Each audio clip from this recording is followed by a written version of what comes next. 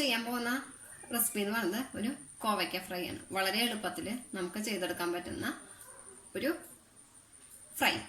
മാത്രമല്ല ഇത് നമ്മുടെ കയ്യിലുള്ള സാധനങ്ങൾ വെച്ച് മാത്രം നമ്മൾ തയ്യാറാക്കുന്നതാണ്. എല്ലാ വീടുകളിലും ഉണ്ടാകും മിക്ക ഇതിൽ ചേർക്കുന്ന മിക്ക ഇൻഗ്രീഡിയൻസും. അപ്പോൾ ഏതൊരാൾക്കും പെട്ടെന്ന് തന്നെ തയ്യാറാക്കി എടുക്കാൻ പറ്റുന്ന ഒന്നാണ് നമ്മുടെ ഇന്നത്തെ കോവയ്ക്ക ഫ്രൈ. ഇന്നത്തെ നമ്മുടെ സ്പെഷ്യൽ റെസിപ്പിയാണ് കേട്ടോ അത്. അപ്പോൾ ഒട്ടും സമയം കളയാതെ തന്നെ നമുക്ക് നമ്മുടെ വീഡിയോയിലോട്ട് പോകാം.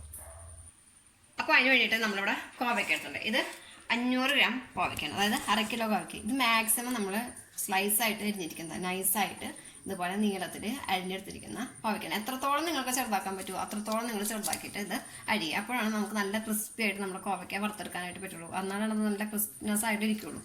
പിന്നെ ഇത് മാത്രമല്ല, ഇത് എപ്പോഴും നമ്മൾ വറുത്തെടുക്കുമ്പോൾ ഊണ് കഴിക്കണേക്കാളും മുൻപ് വറുത്തെടുക്കുന്നതാണ് കുറച്ചുകൂടി നല്ലത്. നേരത്തെ വറുത്ത് വയ്ക്കണമെങ്കിൽ എത്ര ക്രിസ്പിയാന്ന് പറഞ്ഞാലും ഒന്ന് തണുത്ത് പോകും.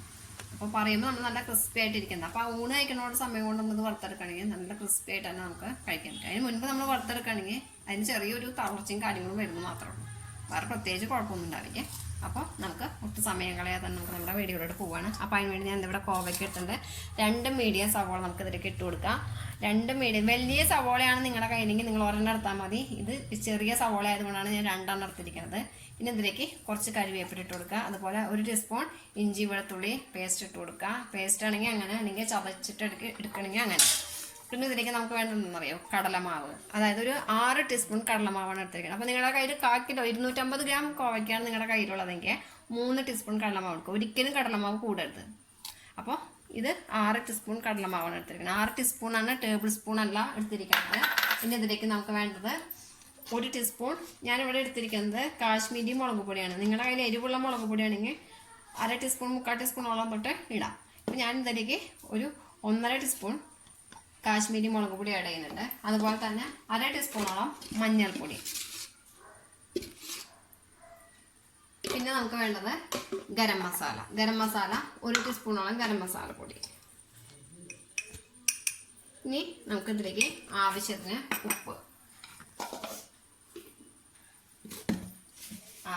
ഉപ്പിട്ട് കൊടുക്കുക. ഇനി ഇതെല്ലാം കൂട്ടിയിട്ട് നന്നായിട്ടൊന്ന് മിക്സ് ചെയ്യാം. കൈ കൊണ്ട് മിക്സ് ചെയ്യാം.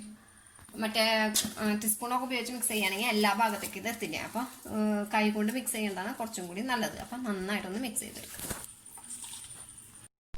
അപ്പോൾ നമ്മളതുപോലെ മിക്സ് ചെയ്ത് വെച്ചിട്ടുണ്ട് കേട്ടോ. ഈ ഒരു പാകം ഇത്രയും നമുക്ക് ആവശ്യമുള്ളൂ. അതായത് കടലമാവ് ഒട്ടും കൂടാനായിട്ട് പാടില്ല. അത് നിങ്ങൾ പ്രത്യേകം ശ്രദ്ധിക്കണം. കടലമാവ് കൂടിക്കഴിഞ്ഞാൽ പിന്നെ അത് വേറൊരു രുചിയിലോട്ട് പോകും.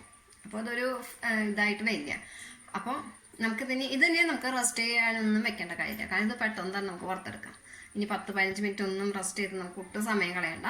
നമുക്കിത് കയ്യോടെ തന്നെ ഇത് വറുത്തെടുക്കാം. അപ്പോൾ അതിന് വേണ്ടി ഞാൻ ഇവിടെ ഒരു പാൻ അടുപ്പത്ത് വെച്ചിട്ടുണ്ട്. അപ്പോൾ ഒന്ന് ചൂടാണോ വെയിറ്റ് ചെയ്യാം.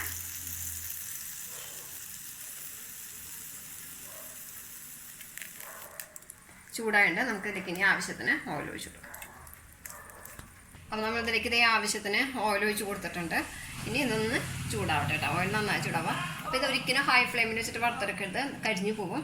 ഒരു ലോ തൊട്ട് നമുക്ക് മീഡിയം ഫ്ലെയിം വരെ കേട്ടോ. അപ്പോൾ നമ്മുടെ ഓയിൽ നന്നായി ചൂടായിട്ടുണ്ട്. അപ്പോൾ നമുക്ക് ഇതിലേക്ക് ഇതുപോലെ 1 ടീസ്പൂൺ അല്ലെങ്കിൽ കൈ കൊണ്ടായാലും കുഴപ്പമില്ല, എന്തെങ്കിലും ഉപയോഗിച്ചിട്ട് നമുക്ക് ഇതിലേക്ക് ഇട്ട് കൊടുക്കാം.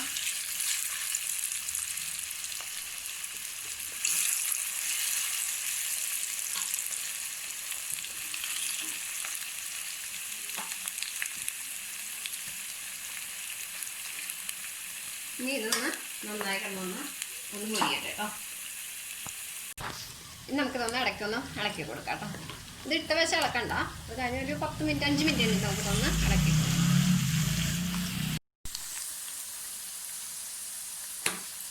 അപ്പോൾ നമ്മുടെ കോവയ്ക്ക കണ്ടോ നന്നായി ഫ്രൈ ചെയ്യുന്നുണ്ട്. അപ്പോൾ നമുക്കൊന്ന് മാറ്റെടുത്തിട്ടുണ്ട് കേട്ടോ.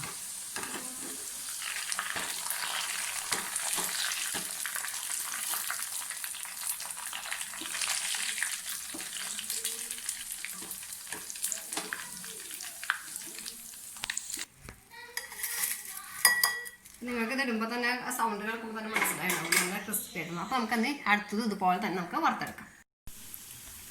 അപ്പം നമ്മളത് നല്ല ക്രിസ്പി ആയിട്ടുള്ള കോവയ്ക്ക ഫ്രൈ ഇവിടെ റെഡി ആയിട്ടുണ്ട്. വളരെ എളുപ്പമാണ് ഉണ്ടാക്കാനായിട്ട്.